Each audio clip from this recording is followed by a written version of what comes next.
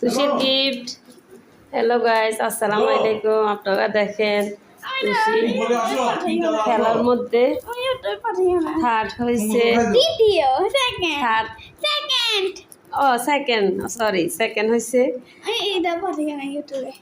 ও হচ্ছে যে এখন ওর গিফটটা খুলতেছে, দেখি কি পায়। আমরা তো সবাই এক্সাইটেড, কি না কি দিল ভিতরে। এবার ম্যামেরা অনুষ্ঠান করে না, এমনিতে ক্লাসে দিয়ে দিছে। কেন এরকম করলো? প্রত্যেকবার তো অনেক সুন্দর করে অনুষ্ঠান করে। তোমার আপুর কাছে দাও, তুমি খুলতে না পারলে। তুই খুলতে পারতেছে না, তুষির আপু বলবে এখন।